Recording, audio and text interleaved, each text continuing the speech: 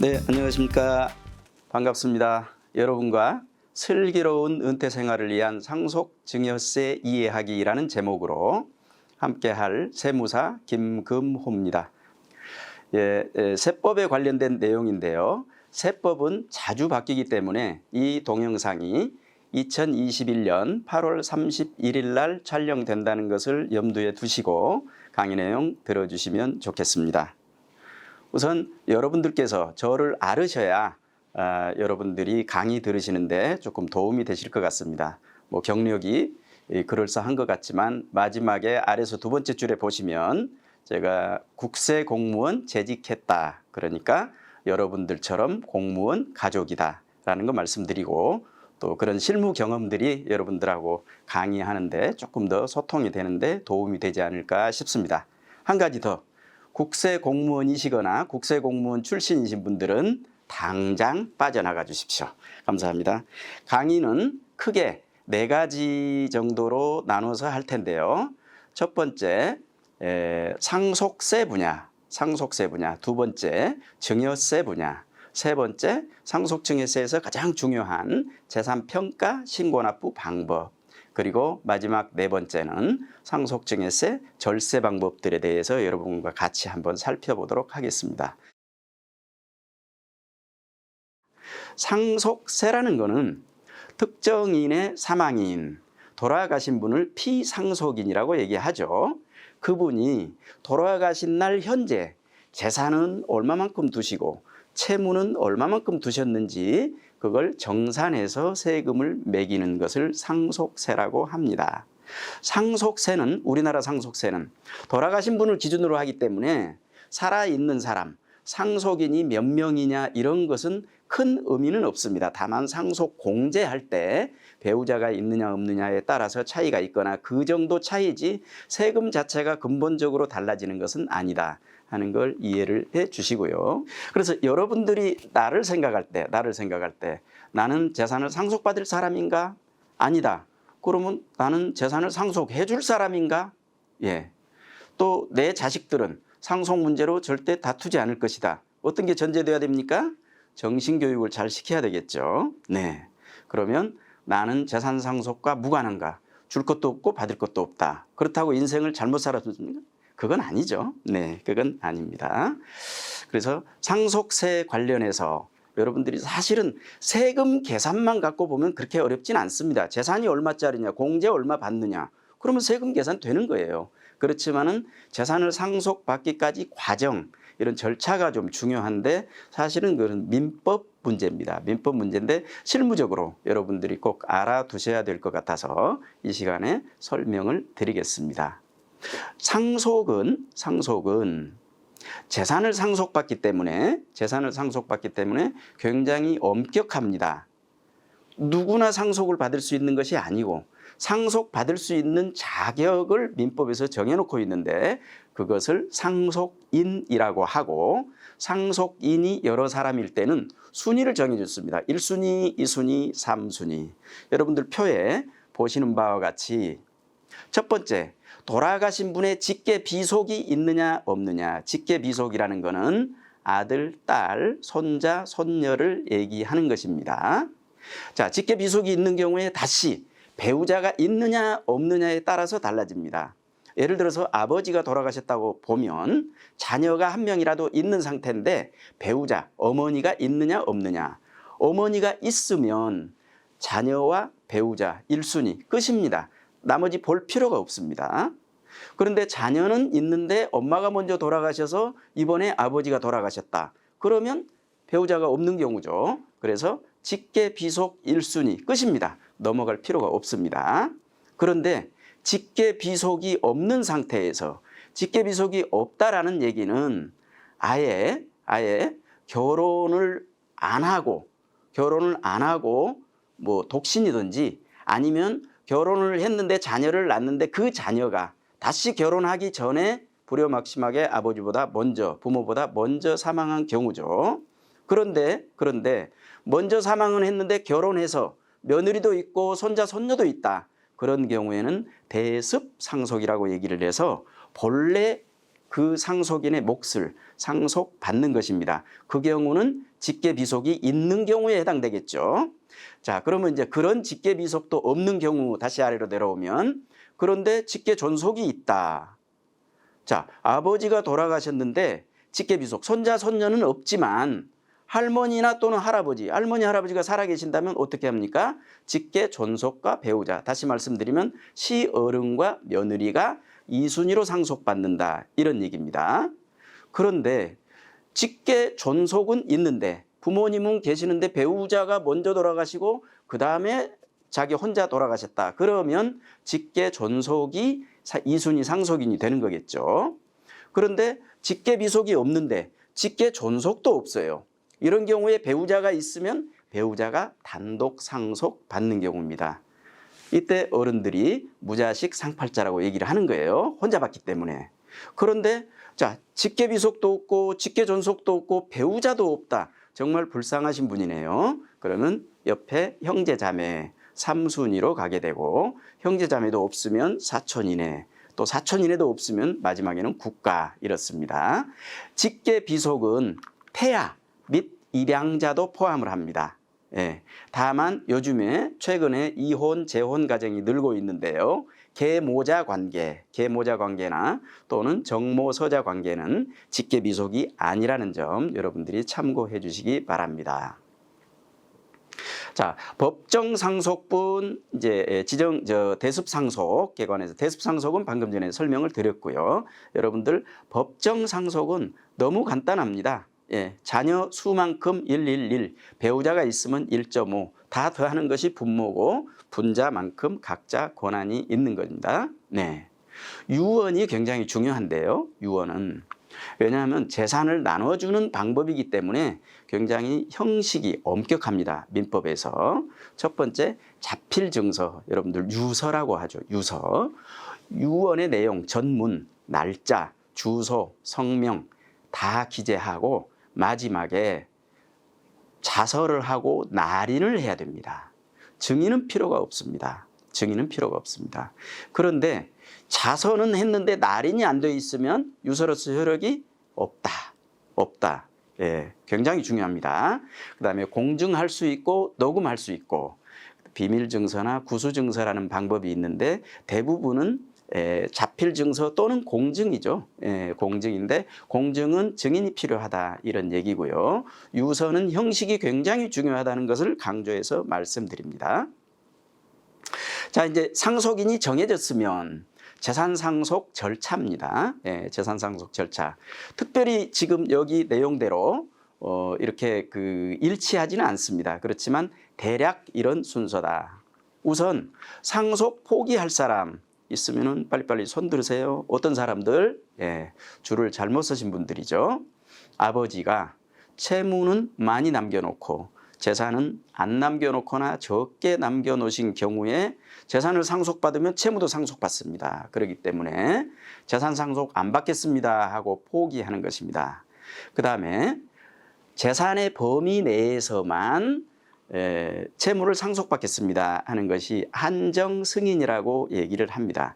실무적으로는 1순위 상속인이 포기하면 2순위 상속인한테 상속인 자격이 넘어가고 3순위 넘어가고 이러기 때문에 한정 승인 제도를 활용하시는 것이 좋습니다.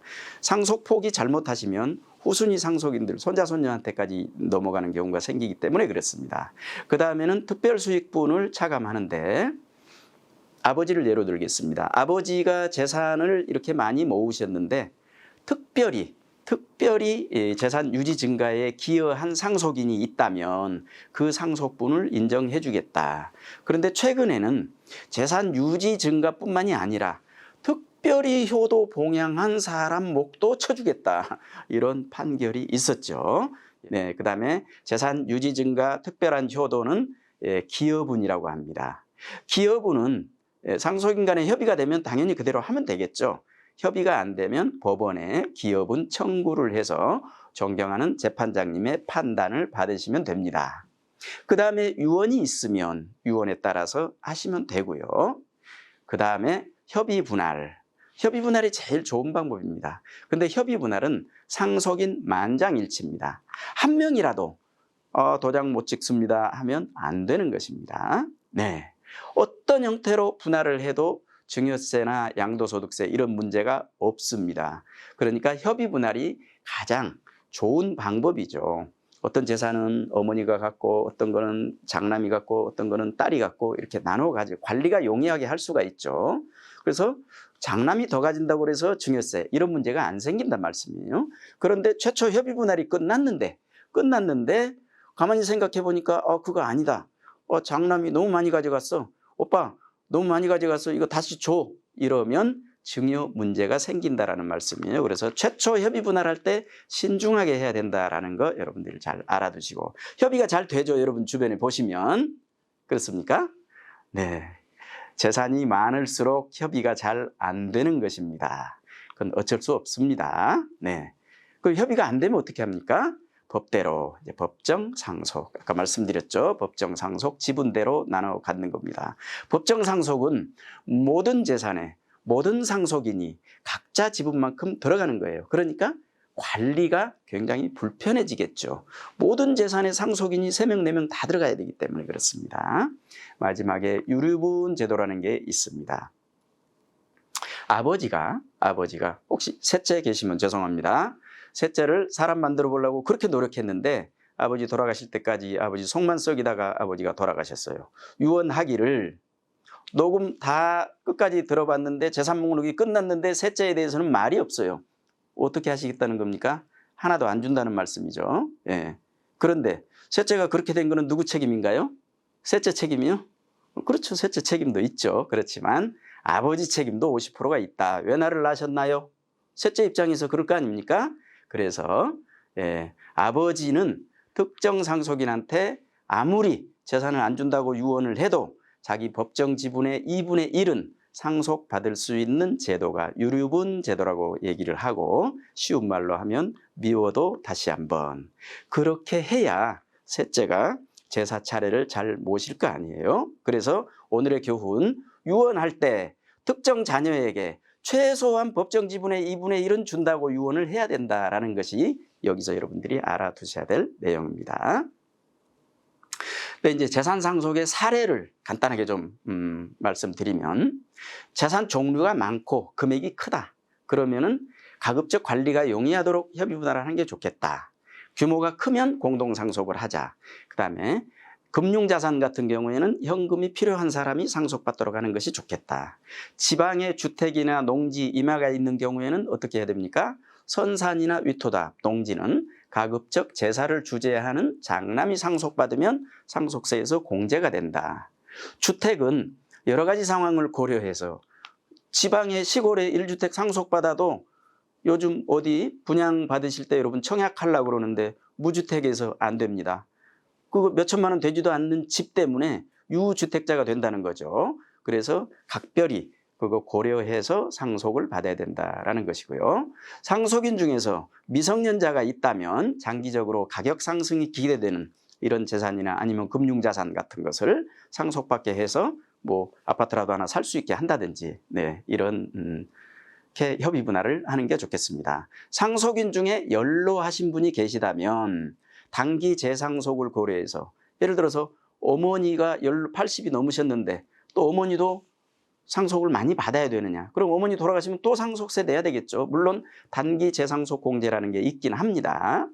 다만 배우자 공제 부분에 있어서 어느 정도는 배우자도 상속을 받아야 세금은 절세할 수는 있는데, 나중에 우리가 또 어머니한테 재상속 받아야 되는 문제도 있으니까 여러 가지 상황을 고려해서 여러분들이 결정해야 된다라는 말씀 드리고요. 배우자가 생존해 있다 그러면 절세 목적이라면 배우자 공제가 최대가 되도록 법정 지분 이상을 상속받아야 된다. 그리고 가급적 세금 낼 금융자산 이런 것을 배우자한테 상속받게 해서 배우자가 그 범위 내에서 전체 상속세를 내는 것은 증여세 문제 안 생긴다, 이런 얘기입니다. 금융자산, 자금 출처가 필요한 자산이 금융자산을 상속받으면 좋겠죠. 아파트를 사든지 부동산을 살 수 있으니까. 그다음에 가업상속, 영농상속 대상이 되면 그 요건에 맞는 상속인이 상속을 받으면 여러 가지 상속세에서 절세가 되겠습니다. 자, 상속세 과세 대상. 그러면 큰 틀에서 여러분들 돌아가신 분이 거주자 세법 용어입니다. 국내에 주된 생활 근거지가 있는 분이 돌아가셨다. 그러면 국내 국외에 있는 모든 재산에 대해서 우리가 상속세를 내는 겁니다. 다만 해외, 외국에서 세금 낸 상속세는 세액공제라는 방법으로 빼주겠죠. 네. 비거주자, 해외에 이민 가셔서 거기서 돌아가셨는데 국내에 재산이 있었다 그러면 국내 재산에 대해서만, 그래서 공제가 굉장히 제한되죠. 상속공제가 기초공제밖에 안 해줍니다. 네. 그 다음에 상속세 납부 의무는 재산을 상속받은 사람이 상속세 납세 의무가 있다. 점유 비율에 따라서 1차적으로 납세 의무를 지고, 특정 상속인이 재산 상속받아서 세금도 내기 전에 재산을 탕진하면 다른 상속인들은 그 상속받은 범위 내에서 연대 납세 의무가 있다는 것도 참고로 알아두시기 바라고요. 2019년도에 상속세 신고 인원이 몇 명이나 될까요? 9,555명. 그렇게밖에 안 될까요? 네. 2020년도에 11,000명, 20% 증가했습니다. 그런데 재산 신고 가액은 2019년에 21조 5천억, 2020년에 27조, 27% 증가했습니다. 왜 이렇게 늘어나나요? 공시가격, 평가액 이런 게 많이 늘어나기 때문에 그렇습니다. 상속세 과세 관할은 돌아가신 분의 돌아가실 당시 주소지 관할 세무서다. 이렇게 이해하시면 되겠습니다. 네, 이번에는 구체적으로 상속세는 어떻게 계산되는지 한번 살펴보도록 하겠습니다. 본래의 상속재산, 그것은 피상속인이 돌아가실 때 당시 경제적 가치가 있는 모든 재산 권리를 얘기하는 것이고요. 그 다음에 생명보험, 손해보험, 신탁재산, 퇴직금 이런 것이 있으면 다 더한다. 세 번째, 추정상속재산인데 실무에서는 이것이 굉장히 어렵습니다. 돌아가시기 1년 안에 재산 종류별로 2억 이상 처분을 하거나 인출을 했는데 사용처가 불분명하다든지, 돌아가시기 2년 안에 재산 종류별로 5억 이상 처분하거나 출금을 했는데 사용처가 불분명하면 일정 금액 이상을 틀림없이 상속받았을 것이다 라고 추정해서 세금 매기겠다라는 것이 추정상속재산입니다. 조금 뒤에 자세하게 설명을 해드리겠습니다. 사전증여재산, 상속인한테 10년 이내에 증여한 재산 다 더하고 그 다음에 세금 낸 거 다시 빼줍니다. 상속인 이외의자, 며느리, 사위, 손자, 손녀한테 5년 이내에 증여한 재산 마찬가지로 더해서 기납부 증여세는 빼준다라는 말씀이고요. 비과세, 금양, 임야, 선산이죠. 그 다음에 위토다 이런 게 일정 규모 있습니다.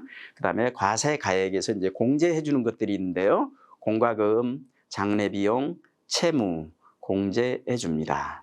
그 다음에 과세가액 불산입 시사하는 바가 많죠. 공익법인 출연재산, 공익신탁인데 이렇게 하면 상속세 과세가액이라는 것이 전문 용어인데 계산이 되고, 그 다음에는 이제 몇 가지 공제받는 것들이 있습니다.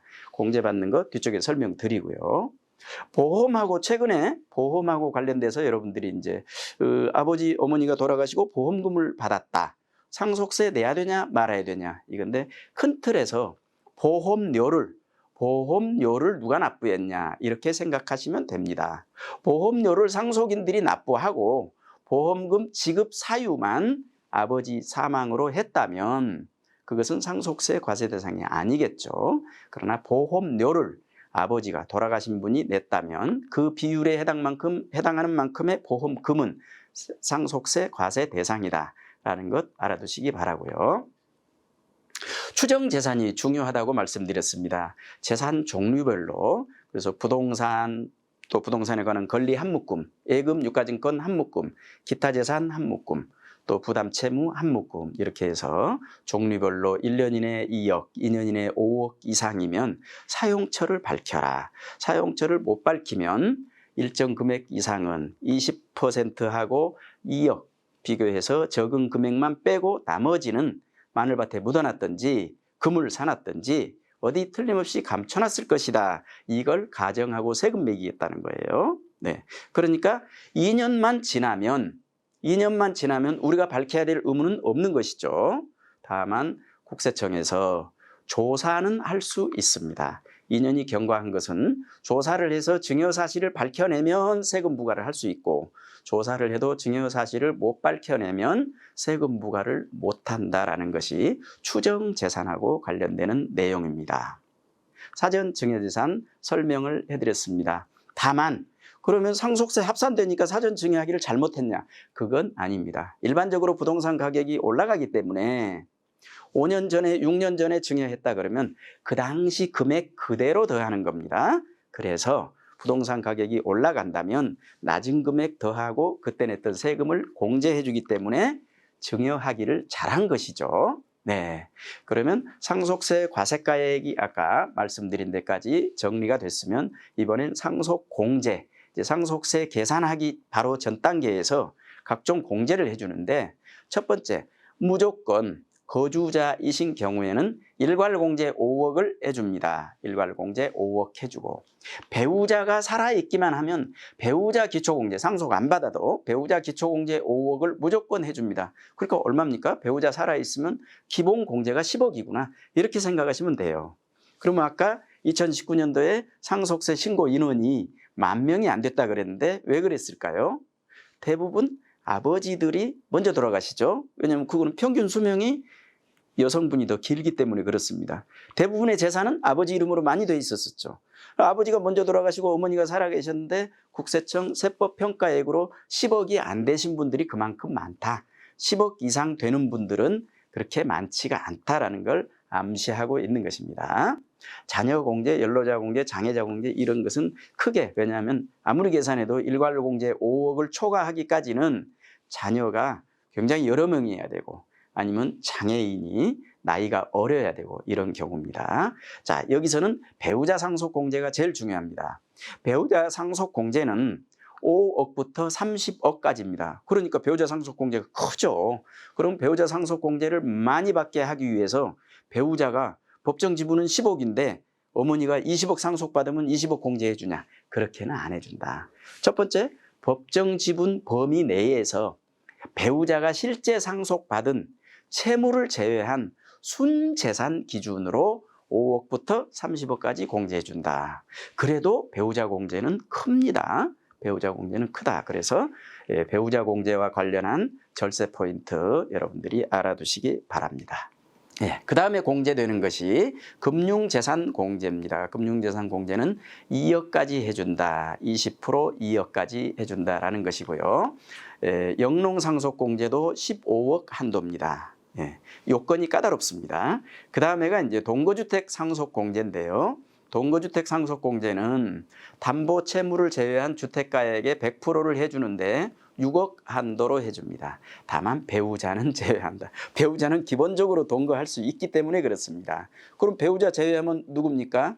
자녀 중에서 무주택 자녀가 10년 이상 부모님 모시고 살았으면 6억을 공제해 준다. 크죠? 네. 그러니까 집이 없는 자녀들, 혹시 여러분들 무주택자이시고 부모님이 집이 있으시면 빨리 모셔서 10년 이상 살으시도록 하신 다음에 여러분이 상속받으시면 6억은 공제된다라는 것입니다. 네. 동거주택 상속공제 말씀드렸고요. 다음에 가업상속공제는 자세하게 설명은 못 드립니다. 피상속인 요건이 있고 가업의 요건이 있고 상속인 요건이 있습니다. 이런 요건을 갖추면 어마어마한 금액을 상속공제를 해준다. 미리 준비가 필요한 부분입니다. 10년 이상이면 200억, 20년 이상이면 300억, 30년 이상이면 500억 원까지 공제를 해줍니다. 그래서 여러분들 주변에 중소기업 하시는 분들 이런 분들은 가업상속을 미리 준비하시면 참 좋겠다라는 것 말씀을 드립니다. 네, 이렇게 계산하면 자 각종 아까 과세가액이라는 데서 상속공제를 다 빼고 나면 과세표준이라는 것이 있는데요. 과세표준은 세법 용어입니다. 세율을 적용하기 직전 단계를 과세표준, 과표 이렇게 얘기합니다. 과세표준이 나왔습니다. 과세표준이 나오면 세율이 있을 텐데요. 세율은 누진세율입니다. 5단계의 누진세율인데요. 자, 과세표준이 1억 원 이하 30억 원 초과까지 구분을 해서 세율이 10%, 50%까지 구분이 됩니다. 자, 누진세율이라는 것은 이번 시간에 여러분들이 좀 이해를 해 두시죠. 예를 들어서 과세 표준이 6억이면 어느 구간에 가 있습니까? 세 번째죠. 5억 초과 10억이야. 30%. 그럼 6, 3, 18입니까? 그렇지는 않다. 6억일지라도 1억까지는 10% 하고 그 다음에 5억에 대해서 20% 하고 5억 초과분에 대해서 30%. 그런데 머리 좋으신 분들이 계산을 미리 다 해놨습니다. 누진공제라는 걸 해서 6억 곱하기 30% 마이너스 누진공제 6천만 원 하면 복잡하게 계산한 답하고 똑같이 나온다. 그래서 세액이 얼마입니까? 1억 2천만 원이다. 과세 표준이 6억일 때 세금이 1억 2천만 원입니다. 각종 공제 다 했죠. 채무공제하고 상속공제, 일괄공제 다 하고 그런 얘기입니다. 다만 세대 생략 상속이 있을 경우에 아들이 살아있는데 손자, 손녀한테 상속이 가는 경우에는 30% 또는 20억 초과하면 40% 할증과세된다라는 거 여러분들이 참고로 알아두시기 바랍니다. 그리고 세금이 산출됐죠. 그러면 세액공제를 해주는데 증여재산 더했으면 기납부 세액 그대로 공제해준다. 그다음에 외국에서 낸 세금 있으면 공제해주고 아버지가 돌아가셨는데 10년 안에 어머니가 또 돌아가셔서 아버지한테 상속받은 것이 또 상속될 경우에 100%에서 10%까지 공제해주는 단기 상속공제. 그다음에 신고만 하면 내야 될 세금의 3%를 신고세액공제 이렇게 해줍니다. 여기까지가 상속세 우리가 잘 살펴봤는데요. 이해가 되셨는지 모르겠습니다. 감사합니다.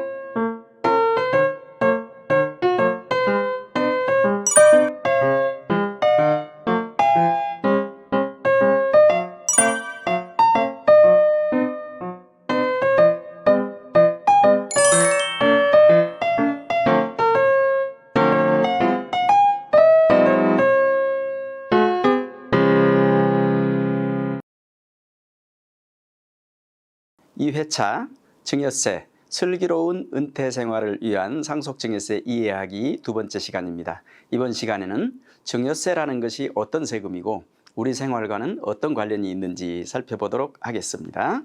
증여세는 타인으로부터 무상으로 공짜로 재산을 받으면 거기다 세금 매기겠다 하는 게 증여세입니다. 민법에서 얘기하는 증여는 계약입니다. 증여자가 증여한다는 의사표시를 하고 수증자가 감사합니다, 받겠습니다 라고 승낙을 해야 성립하는 계약인데요. 세금 쪽에 오면 아버지가 준다는 말을 안 했는데 아들이 받는다는 말을 안 했는데 경제적인 이익이 아버지 것이 아들한테 가 있습니다. 이런 경우에 세금 매기는 겁니다. 그래서 세금 쪽에 오면 증여의 범위가 넓어진다. 그래서 요즘에는 포괄주의 과세 이렇게 해서 각종 증여 이익에 대해서 과세를 강화하고 있습니다. 이번 시간에는 여러분들은 포괄주의보다는 본래 의미의 증여에 대해서 우리가 관심을 갖고 이해를 해보도록 하겠습니다.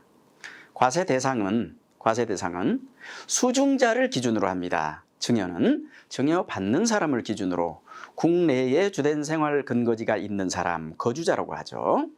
그러면 거주자가 재산을 증여받으면 국내, 국외에 있는 모든 수증재산에 대해서 세금 매기겠다 이런 얘기고요. 비거주자이면 예를 들어서 미국이나 어디 이민 가서 사는 자녀한테 국내 재산을 증여한다 하면 국내 재산에 대해서만 증여세, 납세 의무가 있다. 이렇게 정리하시면 되겠습니다. 그러면 여러분들은 증여하고 아무 상관없습니까? 나는 증여를 받을 사람입니까? 언제? 무슨 재산을? 어떻게? 네. 또 나는 증여를 해야 될 사람입니까? 누구한테 증여하실 건데요? 무슨 재산을? 어떻게 증여할 건가? 이렇게 한번 생각해 보시면 이 시간이 조금 더 유익하지 않을까 생각해 봅니다. 증여세 납부 의무자, 증여세 납세 의무자는 수증자입니다. 수증자. 그러나 대부분의 경우에는 증여자도 연대 납세 의무가 있다 하는 것 알아두시기 바라고요. 증여세 신고 인원은 2019년 15만 1,000건이었는데 2020년에 21만 4천 건, 42% 정도 증가했습니다. 시사하는 바가 크죠. 네. 신고 가액은 2019년에 약 28조 원이었는데 2020년에 약 43조 원이었습니다. 54%. 인원 증가 비율보다 훨씬 증가했죠. 왜 이럽니까? 그동안에 공시가격, 평가액 이런 것이 많이 올랐다. 네, 과세 관할입니다. 과세 관할은 수증자를 기준이니까 수증자의 주소지 관할세무서장이다. 그 다음에 증여는 계약이라고 말씀드렸죠. 그런데 취득 시기는 언제냐. 그래서 계약서를 10년 전에 계약서 썼는데요. 이건 아니다. 등기 등록을 요하는 자산은 의사표시를 해야 된다. 등기한 날, 접수한 날이다. 이렇게 이해를 하시면 되겠습니다.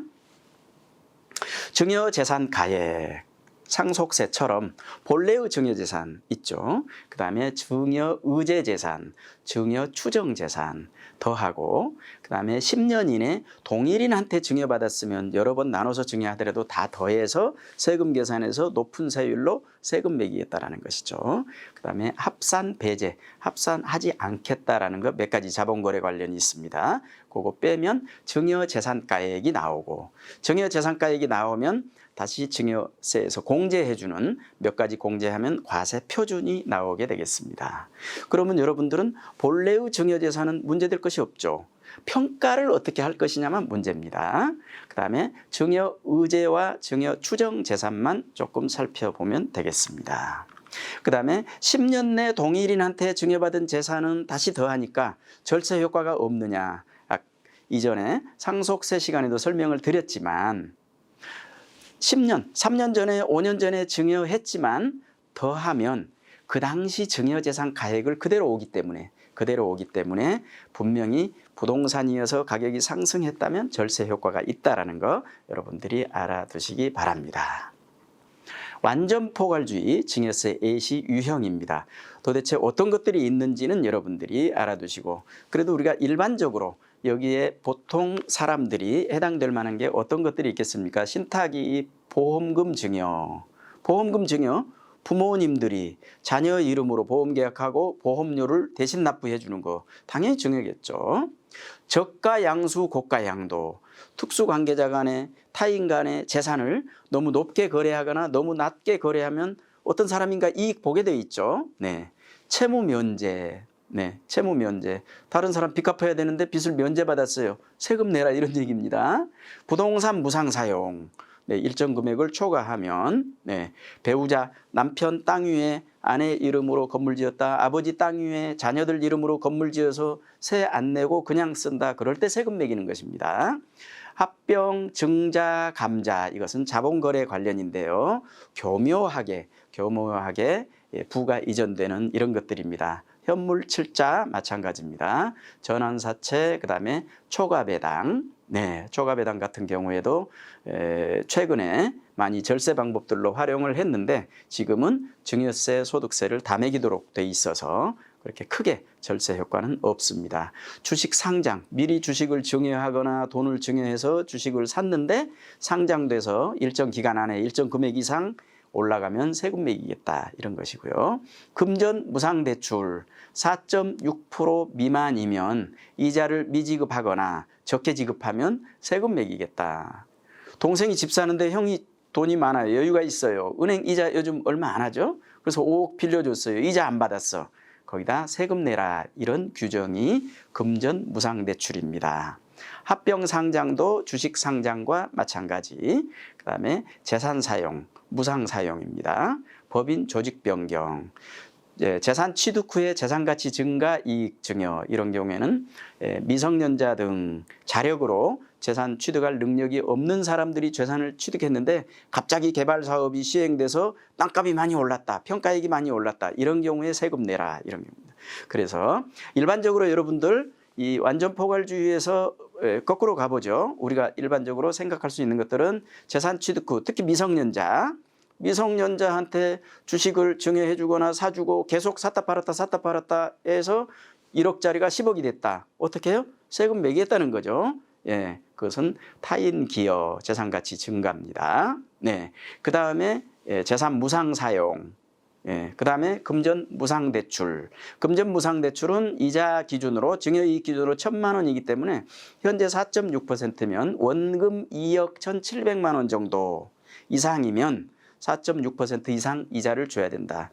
그 이하이면 이자를 안 준다고 약정을 했더라도 증여세는 없다라는 말씀 참고로 드리고요. 그러니까 형님한테 돈 빌리려면 얼마까지 빌려야 돼요? 2억까지만 빌리면 이자 안 줘도 세금 없다라는 얘기고, 쭉 가서 부동산 무상 사용, 채무 면제, 저가 양수, 고가 양도, 예, 이런 부분들 보험 좀 주의하시기 바랍니다. 네, 증여재산가액 또 한 가지 있습니다. 최근에 여러분 주변에는 별로 그런 사람이 없지만, 예, 사내 못 사내 하다가 이혼하는 경우 많이 있습니다. 이혼은 할 때 하더라도 세금 문제라도 억울한 일이 없어야 되겠다 해서 별도로 정리를 해놨습니다. 재산분할 청구권이라는 것이 있습니다.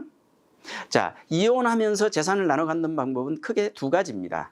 재산분할 청구권 행사를 해서 재산을 분할하는 방법하고 위자료를 받는 방법하고 두 가지입니다.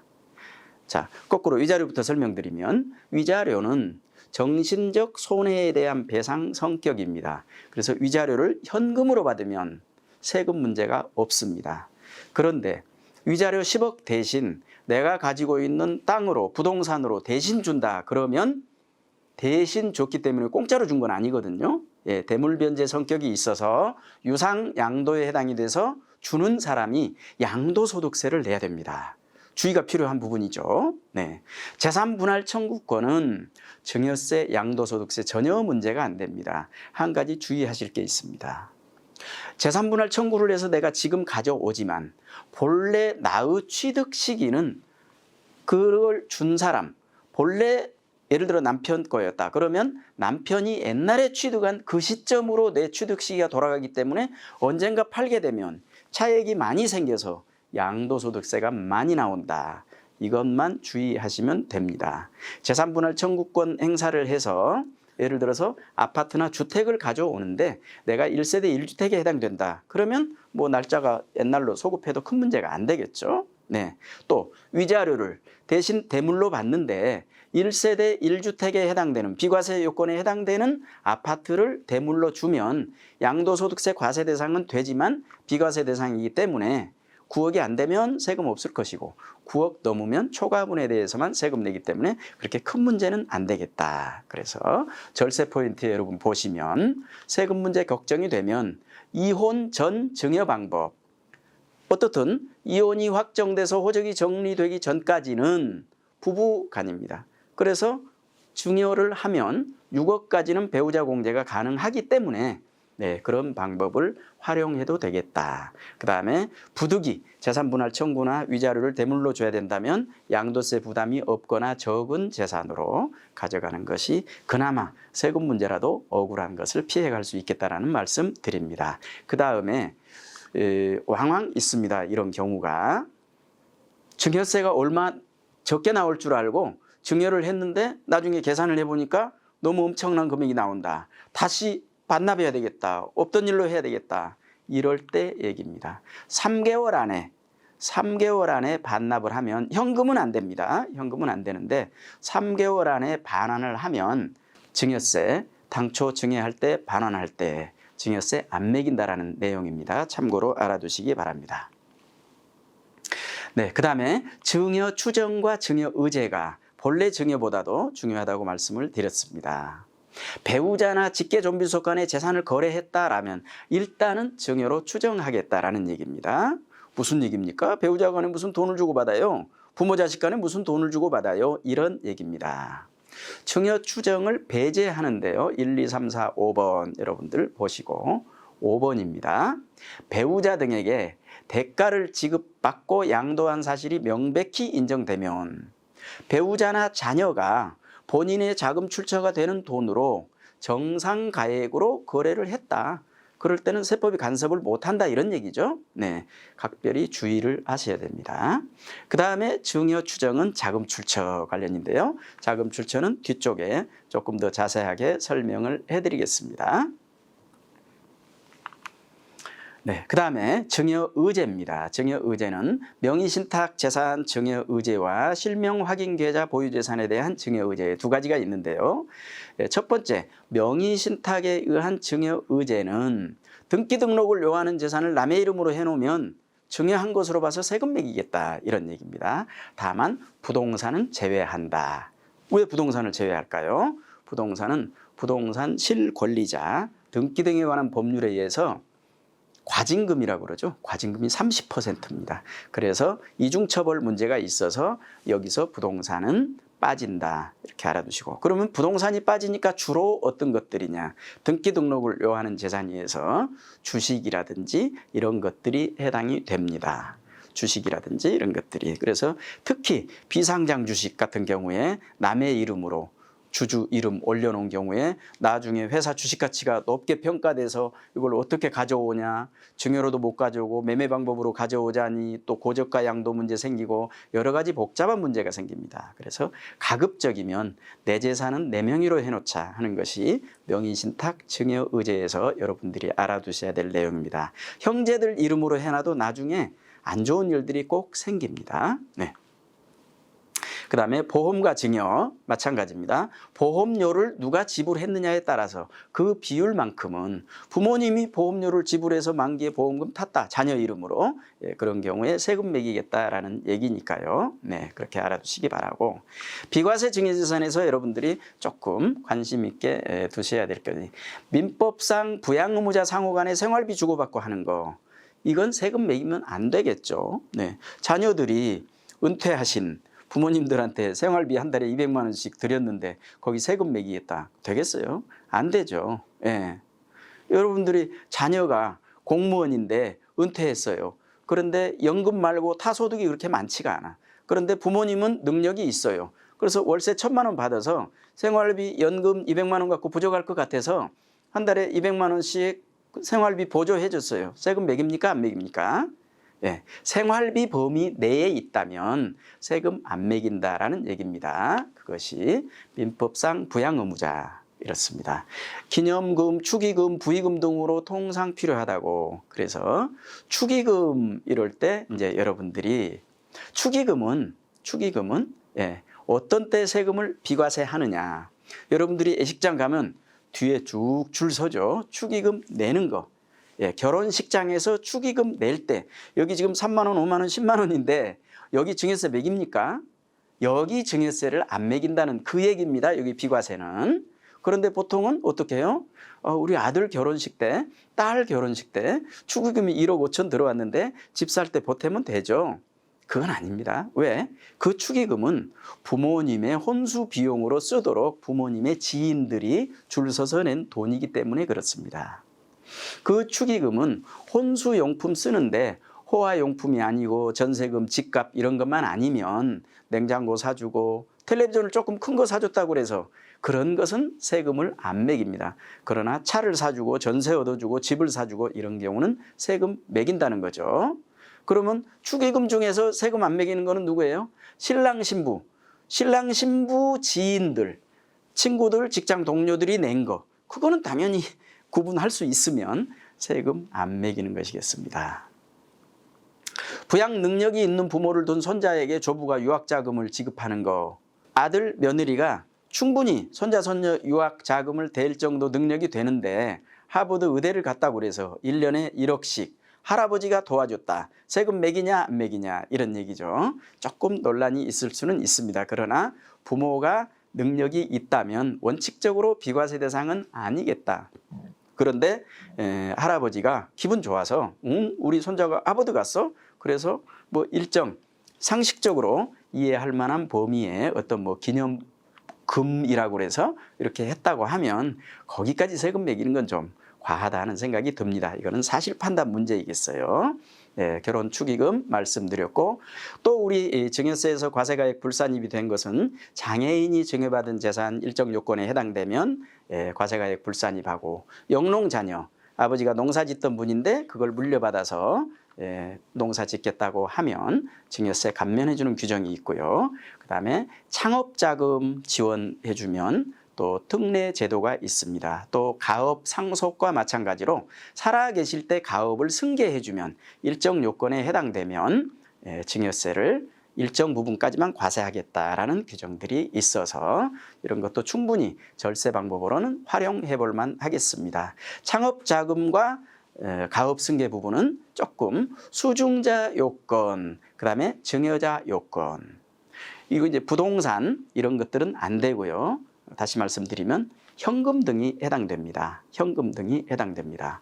그러면 2년 내 창업을 하고 4년 내 사용하면 30억까지 5억 공제하고 10%만 세금 매기겠다, 이런 얘기입니다. 굉장히 파격적이죠.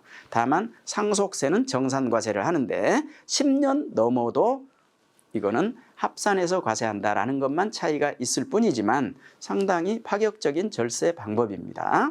창업자금 과세특례는 30억은 방금 말씀드린 대로 5억 공제하고 10% 내니까 2억 5천만 원인데, 창업자금 30억과 일반 증여를 10억 5천 또는 일반 증여를 20억 5천 하는 경우 사례 여러분들이 보시면 상당히, 일반 증여는 일반 증여 부분만 세금 계산 별도로 하는 겁니다. 그렇게 계산했을 때 40억 5천만 원을 줘도 세금 4억 6천만 원 나오는 것이죠. 그래서 가처분 현금이 35억이 생긴다. 또 아래는 42억입니다. 이런 경우 50억 5천만 원을 줄 때 가처분 현금이 42억 생기면 얼마든지 창업을 할 수 있겠죠. 네. 그 다음에 가업 승계입니다. 가업 상속까지 언제 기다리냐. 이거 100세 시대라고 하는데 살아서 물려주자, 이런 얘기입니다. 가업 승계는 법인의 주식 또는 출자 지분이 대상이다. 개인 기업은 가업 승계 대상이 아니다라는 것입니다. 30억 한도로 5억 공제하고 10%, 그 다음에 100억 한도로 30억에서 100억 사이는 20% 세율로 세금 과세한다라는 얘기입니다. 이렇게 보시면 증여세 과세가액 계산하는 과정은 본래의 증여재산에 증여의제, 증여추정재산 말씀드렸죠. 합산 배제 증여재산은 특별히 자본거래 관련 몇 가지 있습니다. 참고하시기 바라고요. 동일인 증여재산 10년 이내 더 한다라는 거, 비과세 설명해드렸고, 과세가액 불산입 설명 조금 전에 해드렸습니다. 채무 인수액이 여러분들이 조금 관심 가지셔야 될 부분입니다. 부모님한테 20억짜리 재산을 증여받으면서 보증금하고 은행융자 10억을 안고 가져가라. 그래서 이걸 법률 용어로 부담부 증여라고 얘기를 합니다. 자녀 입장에서 20억짜리 재산을 증여받았는데 10억은 무상으로 받았고 10억은 아버지 빚, 증여자 빚을 떠안은 거죠. 그래서 유상으로 증여를 받은 것입니다. 수중자 입장에서 증여세는 얼마에 대해서? 10억에 대해서만 증여세를 내는 거예요. 그러면 증여자는 내 빚 10억을 넘겼으니까 10억에 판 거나 마찬가지가 되는 거예요. 그래서 양도소득세를 내라, 이런 얘기입니다. 그래서 반드시 부담부 증여는 첫 번째, 당해 증여재산에 담보된 증여자의 채무를 수중자가 실제 인수해야 된다. 이 조건이 굉장히 중요합니다. 세 가지 조건이. 이 조건을 갖췄을 때 증여세 내고 양도소득세 내라, 이런 얘기입니다. 그래서 양도소득세가 비과세되거나 또는 양도차익이 적어서 양도소득세 부담이 되는 재산을 부담부 증여를 하면 절세 효과가 크겠죠. 그래서 일반적으로는 부담부 증여가 절세 효과가 크지만 요즘에는 양도소득세도 최고소율이 워낙 높다 보니 반드시 사전에 전문가와 비교 분석을 해서 의사결정을 해야 된다, 이런 얘기입니다. 참고하시기 바랍니다. 그 다음에 증여세에서도 공제해 주는 것들이 있네요. 부담부 증여는 채무로 공제해 주니까 그건 빠지는 것이고, 그 다음에 흔히 여러분들이 증여세 부모님한테 증여받으면 5천만 원 공제받는다네 하는 것들이 증여재산공제, 증여세 인적공제, 이렇게 얘기합니다.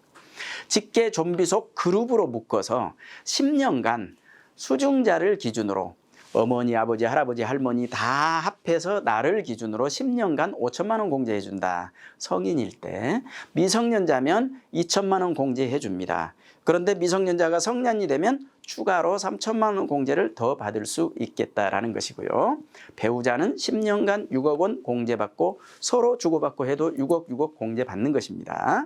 기타 친족은 1천만 원까지 공제해주고 타인은 공제 금액이 없다라는 것이에요.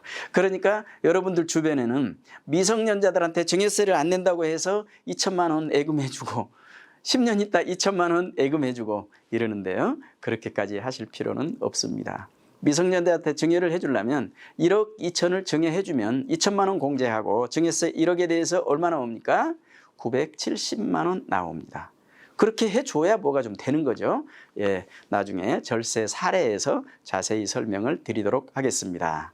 재해 손실, 증여받았는데 증여세 내기 전에 미리 재해가 있었으면 빼주겠다라는 거죠. 감정평가 수수료 그렇게 계산하면 증여세 과세 표준이 나옵니다. 그럼 세율 나오겠죠. 세율은 상속세 세율과 동일합니다. 누진세율 10%부터 50%까지다. 라는 것이고 증여세도 마찬가지 세대 생략해서 증여가 일어나면 30% 또는 40% 할증해서 세대 생략 증여 가산한다 그런 얘기고요. 다만 아들이 먼저 죽어서 대습상속인에 해당되는 손자 손녀한테 증여하면 할증합니까 안 합니까?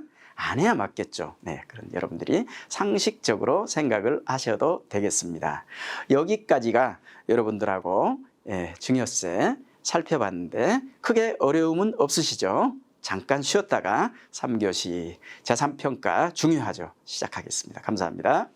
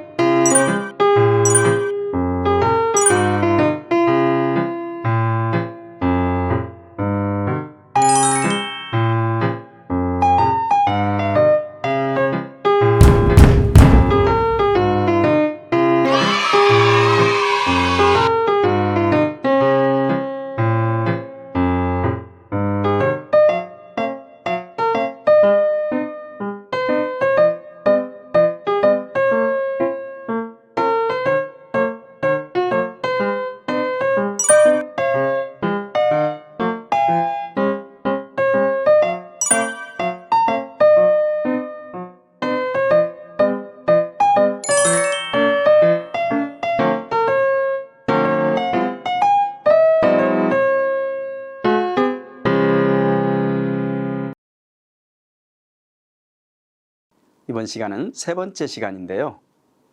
상속증여세에서 상당히 중요한 부분입니다. 재산평가 그리고 신고납부.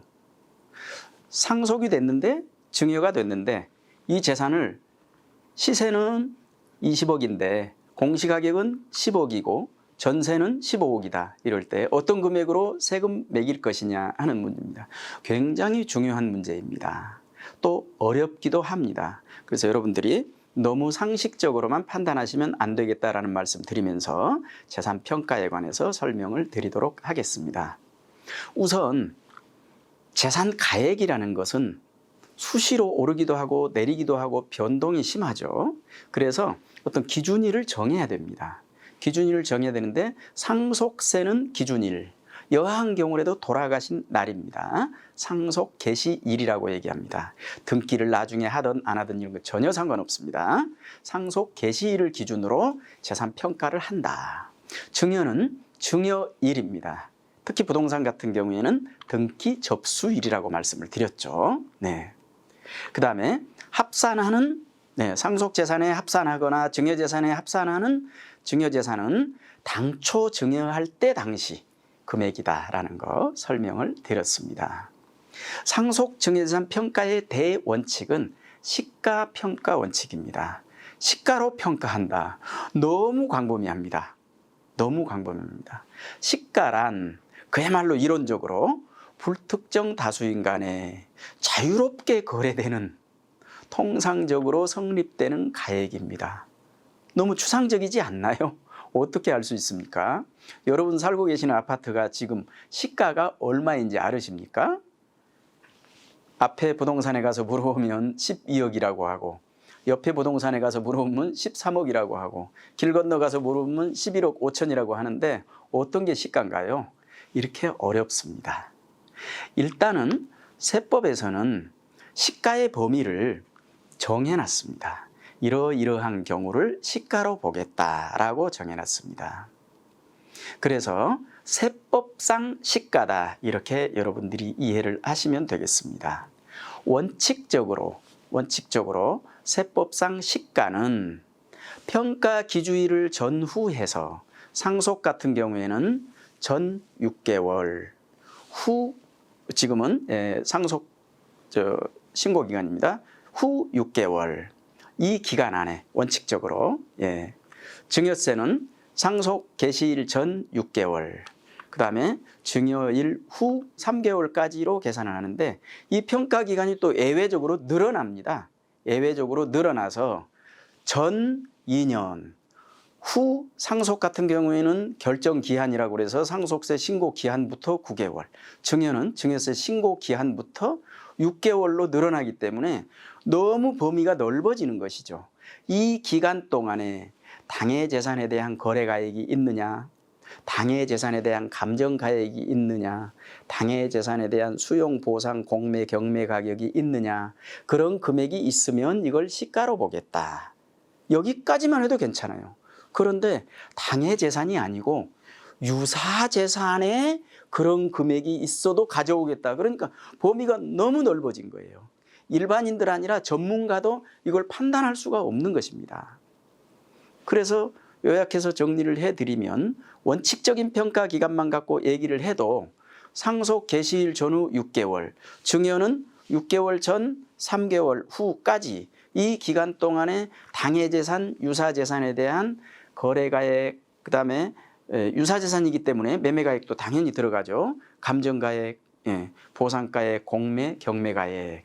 이래서 범위가 너무 넓어지는데 여기서 우리를 머리 아프게 하는 것은 유사재산입니다.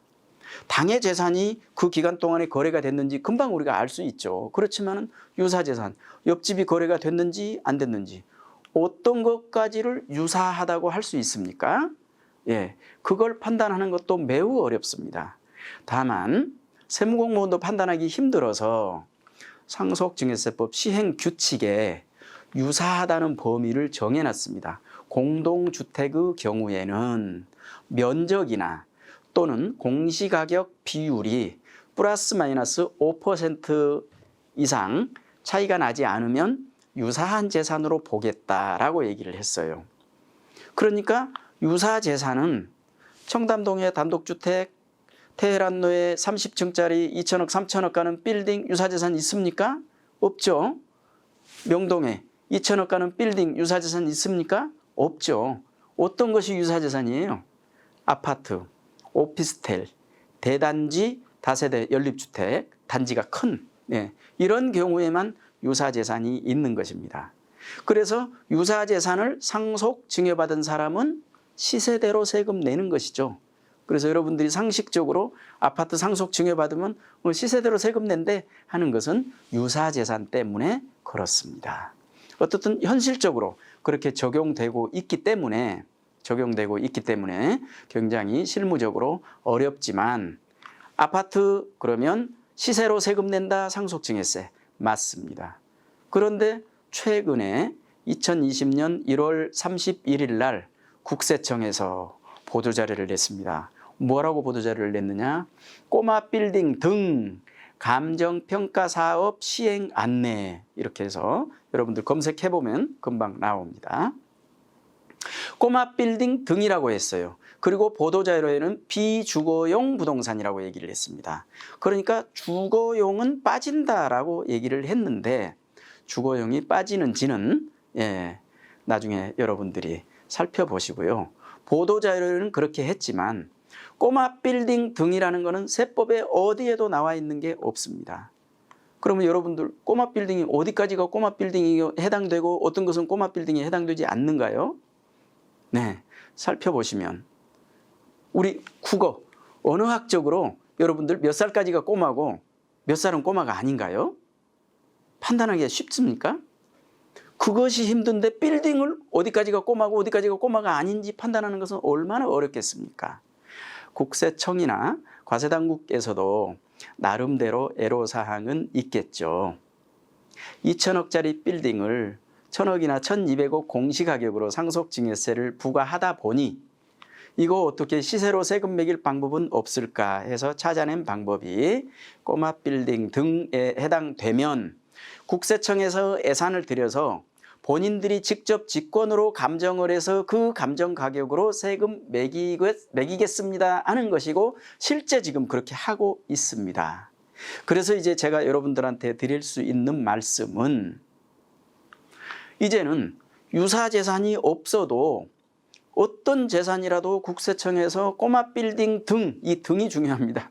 등에 해당한다고 해서 감정해서 감정가액으로 세금 매기면 우리는 어쩔 수 없이 그 금액으로 세금 내야 된다. 다만 몇 가지 국세청에서도 아마 알고는 있을 것입니다. 꼬마 빌딩 등을 우리가 자의적으로 판단을 해야 되는데 과연 지침을 내릴 수도 없고 이것을 실무적으로 어떻게 적용이 되는지 억울한 경우도 나오겠구나 하는 것을 알고 있을 텐데요. 이 부분에 대해서는 학자들이나 연구하시는 분들이, 과세당국이나 입법하시는 분들이 또 연구가 많이 필요한 부분이라고 생각이 됩니다. 굉장히 조심스러운 부분입니다. 자, 시가가 있는 경우에는 당연히 시가로 가는데 아까 감정가액도 시가라고 얘기했습니다. 유사재산의 감정가액도 시가라고 얘기했습니다. 그렇지만은 유사재산의 감정가액도 없고 시가도 없고 당해재산의 시가도 없고 꼬마 빌딩 등에도 해당이 되지 않는다면 어떻게 해요? 세금 못 매깁니까? 세금 계산은 해야 되겠죠. 그런 경우에는 보충적 평가 방법 이렇게 얘기하는데 부동산 같은 경우에는 공시가격 이렇게 얘기합니다. 공시가격은 매년 상속 개시일 현재, 증여일 현재 공시되어 있는 공시가격을 얘기하기 때문에 어려운 게 없죠. 그건 아무나 누구라도 계산할 수 있습니다. 누구라도 계산할 수 있습니다. 그래서 부동산의 경우에는 공시된 가격이다 이렇게 알아두시면 되겠고요. 주로 꼬마 빌딩 등에 해당이 되지 않는 소규모 부동산 같으면 공시가격으로 아직도 상속증여세 낸다 이 정도 이해하시면 되겠습니다. 그 다음에 기타 유형자산에 대해서는 특히 이제 부동산을 취득할 수 있는 권리라는 것이 아파트 분양권 같은 경우죠. 분양권 같은 경우에는 증여나 상속이 일어나면 권리금, 소위 프리미엄이라고 얘기하죠. 프리미엄까지 포함된 금액으로 납입된 금액 플러스 포함된 금액으로 평가해서 세금 매긴다 이렇게 이해하시면 되겠습니다. 그 다음에 참고로 여러분들이 이제 주식, 유가증권 평가 방법에 대해서는 조금 알아두실 필요가 있는데요. 크게 두 가지로 나눕니다. 상장 주식, 비상장 주식입니다. 상장 주식에는 코스피 주식, 코스닥 주식을 얘기합니다. 사실은 상장 주식, 오늘 이 시간에 증권거래소에서 거래되는 금액이 그야말로 오리지널 시가에 해당됩니다. 그럼에도 불구하고 세법은 그 금액으로 세금을 매기지 않습니다. 어떻게 하느냐? 상속 개시일, 증여일 전 2달, 후 2달 이 4개월권 종가를 전부 더해서 그걸 거래일수로 나눈 평균 금액으로 세금을 매긴다. 이것이 시가인가요? 네. 왜 이런 규정을 뒀는지 알 수는 없지만 유추해보면 우리나라 주식은 특히 상장 주식은 대주주가 주가를 의도대로 올렸다 내렸다 할 수 있겠다라는 것을 염두에 두고 만들어진 규정이 아닌가 혼자 조심스럽게 추측만 해봅니다. 어떻든 그렇다는 거예요. 네. 다만 이제 비상장 주식 평가가 문제죠. 비상장 주식도 자유롭게 거래가 되는 비상장 주식들이 있죠. 그래서 특수관계 없는 제3자들 간에 자유롭게 거래가 되면 그 금액이 시가입니다. 시가인데 전혀 거래가 안 되는 것을 어느 날 갑자기 거래를 한 건 만들어서 우리는 이거 시가입니다. 이렇게 거래한 경우는 부인당하기 쉽겠죠. 그건 조심하셔야 되고요. 만약에 그런 제3자 간에 자유롭게 거래가 되는 금액이 없다면 보충적 평가 방법으로 평가를 할 텐데요. 그 평가 방법은 우리 세법에 복잡하게 규정을 해놓고 있습니다. 비상장 주식 평가 방법에 관한 것만 해서 책이 한 권입니다. 네, 그래서 그 회사에 주식 발행한 회사의 자산가치, 손익가치, 를 가중 평균해서 세금을 매긴다.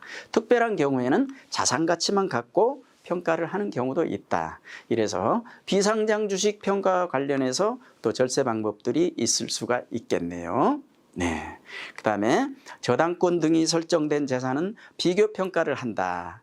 예를 들어서 시세나 또는 유사재산 매매 사례가액이 1억인데 전세를 뭐 1억 2천에 줬다. 이런 경우죠. 예. 보충적 가액 평가가 1억인데 전세가 1억 5천이다. 이런 경우에 최소한 1억 5천은 되는 거 아니겠냐? 이렇게 해서 담보하는 채무액, 채권액에 따라서 비교평가에서 높은 금액으로 하겠다. 이런 규정도 있다는 거 여러분들이 알아두시면 되겠습니다. 네, 재산평가 관련해서 절세 테크닉 이래놨는데 제가 큰 제목에 지금 말씀드려놨죠. 꼬마 빌딩 등 감정가액 이 부분에 대해서는 저도 너무 자신이 없기 때문에 주의하시라는 말씀만 드리는 것입니다. 부동산 증여할 때 세법상 시가가 없어서 고시가액으로 평가해서 세금을 계산하는 경우에 네, 시세가 10억이고 고시가액이 8억인데 어떻게 해야 되겠냐 이런 얘기죠. 예, 그런데 우리가 꼬마 빌딩 등 감정가액 여기에 해당이 안 된다면 고시가액으로 세금 내면 세금 절세가 되겠죠. 여기 제가 이제 10억 8억 예를 들어서 그러는데 뭐 시세가 3억이고 고시가액이 2억이다. 이렇게 예를 들면 조금 고시가액으로 세금 내는 경우에 어떻든 세금은 절세가 되겠다라는 것이고요. 네. 부득이해서 시세는 10억인데 고시가액이 12억 이런 경우 있습니다. 그럴 때 이걸 증여하면 우리는 억울하게 12억에 대해 세금 내야 되잖아요. 그래서 10억으로 감정을 해서 10억으로 평가를 해서 세금을 내든지 아니면 그거 살려면 돈이 얼마 필요합니까? 10억 필요하죠. 10억 현금을 증여해서 10억으로 세금 내고 그 돈으로 재산을 사게 만들어도 되겠다라는 것이고요. 고시가액으로 평가할 경우에는 주택은 매년 4월 말 기준, 토지는 매년 5월 말 기준으로 평가되기 때문에 공시가액이 오르기 전 이런 때 증여하는 것이 좋겠다라는 거 말씀드리고요. 상장 주식은 전후 2개월이기 때문에 사실은 크게 절세 방법은 있을 수가 없습니다. 그러나 전 2개월보다 후 2개월 동안 가격이 떨어질 것이라고 예상이 되면 지금 증여를 하는 게 낫겠죠. 뭐 상속은 우리가 날짜를 선택할 수 있는 게 아니기 때문에 어쩔 수 없습니다. 그 다음에 비상장 주식은 사실 절세 방법을 생각해 볼 수 있겠죠. 왜냐하면 오너 대주주는 앞으로 우리 회사 주식이 내년에 많이 올라갈 것이다. 평가액이 떨어질 것이다가 예상이 되지 않습니까? 그래서 많이 떨어질 것이 예상이 되면 떨어진 다음에 증여를 하시는 게 좋겠고 가격이 오를 것이 예상이 되면 오르기 전에 증여를 실행하는 것이 좋겠습니다. 현금은 무슨 절세 방법이 없겠죠. 다만 10년 단위 여러 사람으로부터 쪼개서 이런 경우는 나중에 절세 방법에서 구체적으로 한번 설명을 드리도록 하겠습니다. 네, 우리가 이제 그 절세 사례인데요. 사실은 다음 시간에 하는 절세 방안에서 약간 중복되는 부분도 있겠지만 몇 가지 재산 평가하고 관련되는 부분이기 때문에 이 부분에서 설명을 드리도록 하겠습니다. 이 경우는 감정가액으로 활용한 절세 유형인데요. 평택시에 소재한 모텔이었습니다. 시세가 45억인데 감정가액은 35억 정도 나오는 그런 것이고 공시가격은 19억인데요. 2019년에 아들 1명 두고 배우자 이런 상황에서 상속이 됐습니다. 이럴 때 어떻게 할 것이냐. 본인들은 처분 계획은 가급적 빠른 시간 안에 팔고 싶습니다. 팔고 싶은데 다 기타 상속 재산은 약간의 금융 재산이 있었기 때문에 그냥 이게 메인이라고 생각하시면 되겠고요. 선택 가능한 평가 방법은 공시가액으로 할 것이냐. 지금은 꼬마 빌딩 때문에 안 되죠. 그렇지만 그 당시에는 공시가격으로 할 것이냐 아니면 우리가 감정가액으로 할 것이냐. 지금 이 선택을 어떻게 하느냐 하는 문제였습니다. 상속세만 절세하기 위해서라면 당연히 공시가액 19억으로 하는 게 낫겠죠. 네. 그런데 양도소득세, 금방 팔아야 되기 때문에 양도소득세를 절세하기 위해서는 감정을 해서 상속세를 조금 더 내고 나중에 양도소득세를 조금 덜 내는 방법을 선택을 해야 됩니다. 그래서 이 건은 상속인이 배우자와 아들뿐이므로 배우자 상속공제가 굉장히 컸습니다. 예. 커서 상속재산을 35억 정도로 높게 평가해도 상속세는 적게 나오고 나중에 양도소득세는 또 그 차액에 대해서만 내기 때문에 감정가액을 선택을 해서 약 5억 원 정도의 양도소득세를 미리 절세할 수 있었다라는 것이고요. 네. 그 다음에는 이것도 감정가액을 부자간 거래를 해야 되는 부득이한 이런 경우인데 서초구에 해당되는 근생 건물이었습니다. 시세는 60억인데 감정가액이 40억 정도 됩니다. 근데 공시가액은 24억 원인데요. 네. 이거는 매매 거래를 해야 되는 문제였습니다. 성년 아들은 자금 출처는 충분히 되는 사람이고요. 네. 아들이 이 주택구입과 관련해서 20억 원 정도의 자금이 필요한 상황이었어요. 그래서 아들 명의로 돼 있는 이것을 타인에게 팔기는 좀 그렇고 그래서 아버지에게 다시 파는 이 문제였습니다. 그러나 향후 여기는 가격이 많이 오를 것이다. 서초구에 있기 때문에요. 그래서 타인의 매각은 검토하고 있지 않았다. 그래서 아들은 이미 증여세 최고세율 구간을 적용받고 있었고 그 다음에 20억 자금 조달을 위해서는 40억을 증여받아야 20억 자금이 생기는 것이죠. 그래서 아들이 아버지한테 증여해야 되느냐 팔아야 되느냐 이런 것을 검토한 내용이었습니다. 아들이 양도소득세를 절세하기 위해서는 낮은 가액으로 거래해야 되나 20억의 자금을 조달해야 되고 향후 아버지의 양도소득세 부담을 고려한다면 또 너무 낮은 금액으로 또 거래하는 것도 문제다. 또 직계 좀비속 간에 낮은 가액 높은 금액으로 거래하면 또 증여 문제가 생긴다고 얘기를 했습니다. 그래서 여러 가지 제약이 많이 따랐습니다. 그래서 이 건의 절세 포인트는 여러 가지 문제를 해소하기 위해서 감정가액을 기준으로 거래를 해서 자금 조달을 하고 적절하게 양도소득세도 절세할 수 있었다라는 얘기인데 이 부분은 감정가액이기 때문에 뭐 꼬마 빌딩 이런 문제는 생기지 않겠습니다.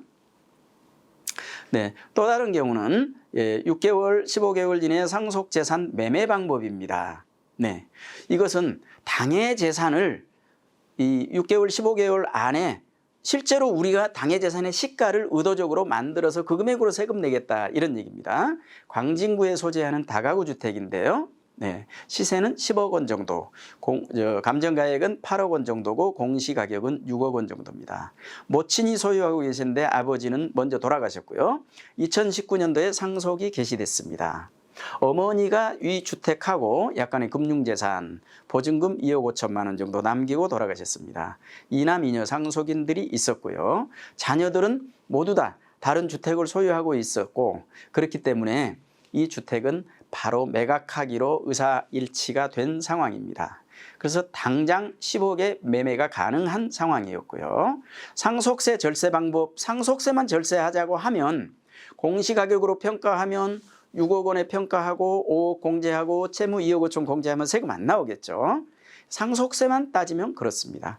그러나 우리는 그러면 상속세 6억에 상속세 내고 10억에 팔면 4억에 대한 양도소득세 부담이 생기겠죠. 그래서 상속인 4인 모두 상속받아서 고일의 누진세율을 피할 수 있고 상속 개시일부터 6개월 안에 10억에 우리가 팔 수 있기 때문에 10억에 팔자. 그래서 계약을 체결하면 10억으로 평가돼서 상속세를 10억으로 계산해서 내고 양도소득세는 아예 없기 때문에 약 7,500만 원 정도 양도소득세를 절세할 수 있었다. 그리고 상속세도 약 2천만 원 정도 부담했기 때문에 굉장히 절세를 많이 한 전체적으로 한 1억 정도가 절세되는 그런 사례였죠. 네.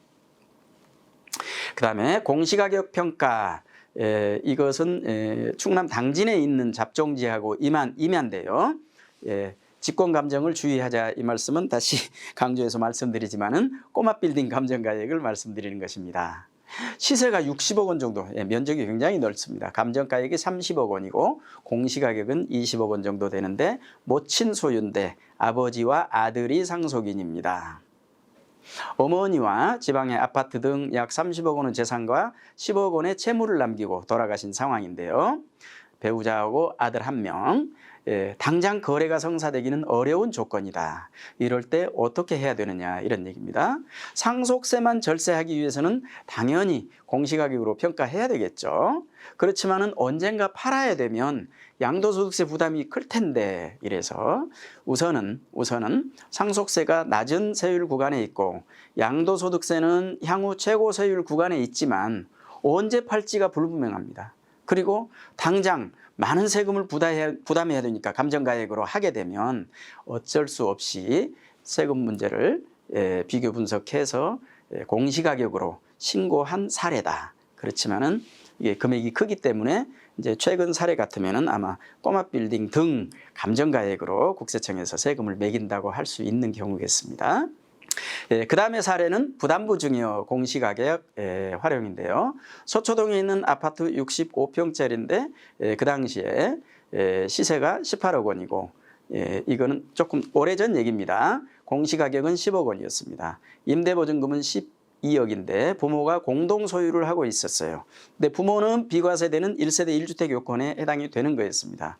그래서 증여세 절세 방법, 증여세 시간에 부담부 증여 제가 설명을 해드렸죠. 임대보증금이 12억 원이었습니다. 그래서 부담부 증여를 해서 양도소득세와 증여세를 절세했다. 근데 부담부 증여는 대신 수중받은 사람이 그 부담 채무를 본인이 갚아야 되는 그런 부담은 있는 거죠. 네, 그 부담은 있는 것입니다. 네.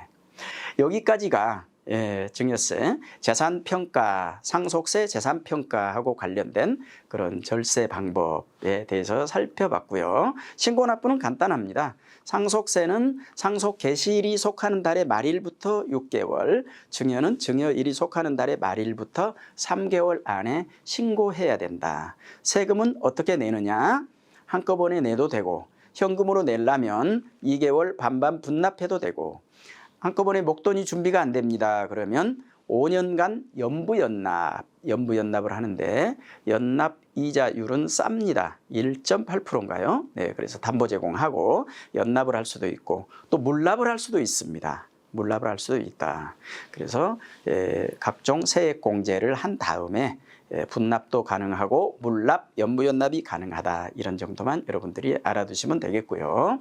연부연납은 일단 1.8% 이자를 내지만 우선 연납 신청을 해놓고 언젠가 상속재산, 증여재산이 팔리면 그 돈으로 그때까지 이자 계산해서 일시납부하겠습니다 하면 그때까지 납부하시면 되는 제도이기 때문에 연부연납 제도를 활용하시면 되겠다라는 것이고요.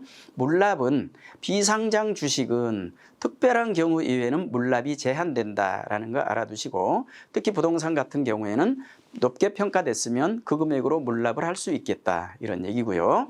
가산세는 무신고 가산세, 납부불성실 가산세 20% 있다 이런 정도 알아두시면 되겠습니다.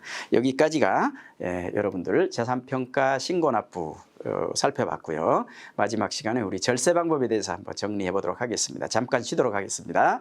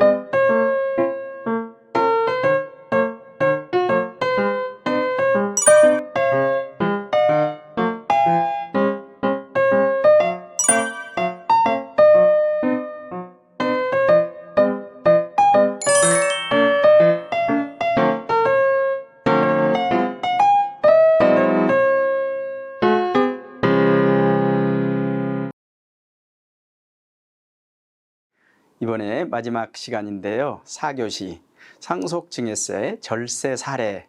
제목은 거창하지만 실무적으로 여러분들이 이해하시기 쉽게 사례를 들어서 설명을 해보도록 하겠습니다. 우선 큰 틀에서 제가 중간중간에 설명을 해드렸고 내용이 중복되는 부분도 있습니다. 이해해 주시기 바랍니다. 네, 사전증여 상속세 절세 전략에서 말씀입니다. 사전증여를 활용하자. 부동산 가격이 상승하면 종전에 증여했던 그 낮은 금액으로 합산되기 때문에 절세 효과가 있다. 그리고 10년 또는 상속인 이외의자 5년만 경과하면 합산도 안 되죠. 분명히 절세 효과는 있는 것입니다. 그 다음에 시가평가 제도를 이용한 절세 전략입니다. 고평가된 자산은 의도적으로 우리가 시가를 만들어서 고평가하는 경우도 있고, 그 다음에 감정가액을 활용한 절세 사례도 설명을 드렸고요. 시세보다 저평가된 재산은 6개월, 3개월 안에 팔면 그 금액으로 세금 낸다고 그랬죠. 네. 그 다음에 상속증여세 세율이 낮은 구간에 있는 자산은 가급적이면 감정을 하든지 이렇게 높은 금액으로 상속증여세를 부담하고 나중에 양도소득세를 절세하자, 이런 얘기입니다. 일반적으로 금융자산보다는 부동산이 절세 효과가 더 평가 차이 때문에 크고, 금융자산은 사실은 크게 절세 효과는 없는 것이죠. 네. 물납제도, 고평가된 자산은 물납하자, 이런 얘기 말씀드렸습니다. 그 다음에 상속세 추정 재산 중에서 재산을 처분하고 2년이 경과했는데 네, 그 돈이 어디 갔는지는 우리 상속인들은 안 밝혀도 된다. 그래서 증여 사실이 안 밝혀지면 그 부분은 세금을 추적을 못한다라는 걸 말씀드렸습니다. 그러니까 사용처를 우리가 소명할 의무가 없다라는 걸 설명을 해드렸고요. 그 다음에 상속세에서는 상속세 절세 방법을 위해서는 배우자 공제가 맥스, 최대가 되도록 배우자 공제를 많이 받자. 그러기 위해서는 배우자가 법정 지분까지는 상속을 받아야 되겠죠. 네, 그 부분 충분히 설명을 드렸고요. 장기적으로 가격 상승이 기대되는 재산, 이런 거는 미성년 상속인, 나이 어린 상속인이 상속받도록 해서 나중에 자산 가치가 올라간 다음에 그 가치를 누릴 수 있게 하면 되겠습니다. 좋은 일 하려면 공익법인 말씀입니다. 공익법인 출연재산, 나라에 낼 세금 플러스 내 돈 두 개 합해서 우리는 공익법인에 출연하는 것이니까 정말 좋은 일이죠. 네, 무제한이다. 그 다음에 비과세 재산, 선산이나 위토답, 농지 등은 제사를 주재하는 장남이 상속받으면 일정 금액, 일정 면적만큼은 비과세가 된다라는 말씀. 또 적당한 채무는 상속세를 줄이겠죠. 당연히. 물론 상속인들은 부담은 되겠습니다. 그렇지만 세금만 갖고 얘기한다면 어떻든 보증금은 채무로 공제되기 때문에 그렇습니다. 그 다음에 상속 개시 전 부동산 처분하면 사용처 밝혀야 되는 문제 말씀드렸죠. 네, 말씀드렸습니다.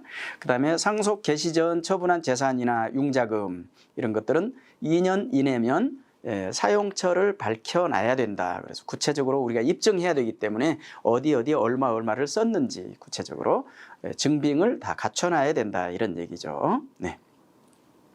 그 다음에 재산을 부부 공동으로 소유하는 것이 좋겠다. 어떻든 한 사람한테 재산이 너무 쏠려 있으면 어느 일방이 돌아가셨을 때 세금 부담이 많기 때문에 증여 방법이나 사전, 배우자 증여나 이런 걸 통해서 여러분들이 재산을 분산 소유를 하면 조금 여러 가지 세금 문제나 이런 데에서 관리도 용이하고 좋겠다 하는 말씀을 드리는 겁니다. 네, 그 다음에 구체적으로 이제 상속세 산출 사례입니다. 도대체 여러분들은 이제 이론적으로만 쭉 1, 2, 3교시 우리가 해왔는데 도대체 재산이 10억이면 30억이면 50억이면 세금이 얼마나 나온대? 우리가 이랬을 때 대략 계산을 해본 겁니다. 우선 아래쪽에 여러분들 재산 평가는 세법상 평가액을 기준으로 했다. 이것이 감정가액이든 공시가액이든 꼬마 빌딩 감정가액이든지 간에 공제액은 상속세이기 때문에 일괄공제 5억 원과 배우자 공제만 가정했다. 배우자 공제는 맥스로 가정한 것입니다. 채무, 장래비, 금융재산, 동거주택 상속공제 등 각종 공제는 여기에 가만히 안 됐다. 그러니까 실제는 이거보다는 훨씬 적게 나온다라는 말씀이고, 누진공제, 자진신고공제 후 금액이다. 자, 배우자가 생존해 계신데 자녀가 2명인데 아버지가 돌아가셨다. 그러면 평가액이 10억이면 세금 얼마요? 없습니다. 20억이면 세금이 얼마요? 8,400만 원입니다. 물론 이거보다는 적다고 얘기했습니다. 채무, 장래비, 금융재산 뭐 이런 공제가 있기 때문에. 그래서 50억이라고 하더라도 세금이 얼마 나왔습니까? 8억 7천만 원. 많이 나왔나요? 8억 7천이 적은 돈은 아니죠. 그렇지만 실효세율로 따져보면 20%가 안 되잖아요. 세법상 평가액으로 50억인데 8억 7천보다는 훨씬 적겠죠. 50억 재산이면 보증금도 있을 수 있고 각종 공제가 더 늘어납니다. 일어나기 때문에 그렇습니다. 그런데 배우자가 먼저, 어머니가 먼저 돌아가시고 아버지 혼자 계신데 우리 자녀 2명이 상속받는다. 이랬을 때 상속세 부담입니다. 10억짜리일 때 8,700, 20억일 때 4억 6천. 많이 늘어나죠. 50억일 때 17억. 엄청 늘어납니다. 그러니까 어떻게 해야 되나요? 재산을 어머니, 아버지 적당히 나눠 가지십시다. 미리 나누지를 못했는데 그럼 어떻게 해요? 아버지 불효하지만 어머니보다 제발 좀 먼저 돌아가셔 주세요. 이렇게 기도해야 되잖아요, 지금. 네, 그런 일이 일어난다라는 거 말씀드리고. 증여세, 절세 전략. 여러 사람으로부터 증여받으면 고율의 누진세율을. 왜? 증여는 수중자를 기준으로 각각 세금을 계산합니다. 그렇기 때문에 그렇다. 단 부모나 조부모는 한 묶음으로 묶인다라는 것, 네, 나중에 설명드리겠고요. 증여 공제에 미달해도 증여세는 그때그때 신고를 잘 해줘야지 나중에 인정받는다, 이런 얘기입니다. 동일인으로 증여받더라도 10년 단위로 계획을 세워서 증여를 받으면 공제나 세금에서 많이 절세할 수 있다. 사례로 설명을 드리겠습니다. 부모님 재산을 팔아서 현금으로 증여하려거든 재산을 증여한 후에 수중자가 매각하도록 하는 것이 훨씬 절세 방법에 유리하다. 재산 평가 차이나 이런 것 때문에 그렇습니다. 그렇지만 최근에는 이제 5년 안에 팔게 되면 2월 과세 제도라는 것 때문에 또 크게 절세가 안 되는 부분도 있습니다. 그렇지만은 전문가와 상의하면 이 부분도 충분히 여러분들이 절세 방법으로 고려해 볼 만한 방법이다.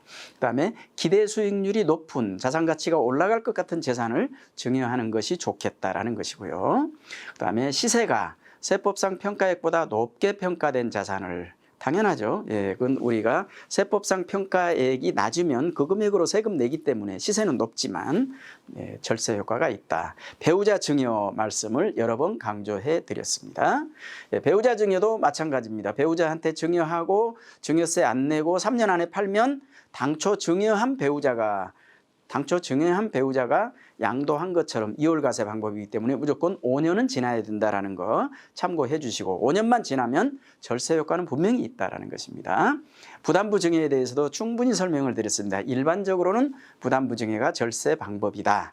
그러나 그 부담 채무는 수증자가 갚아야 된다는 부담은 있다라는 거 항상, 그리고 부채 사후 관리를 합니다.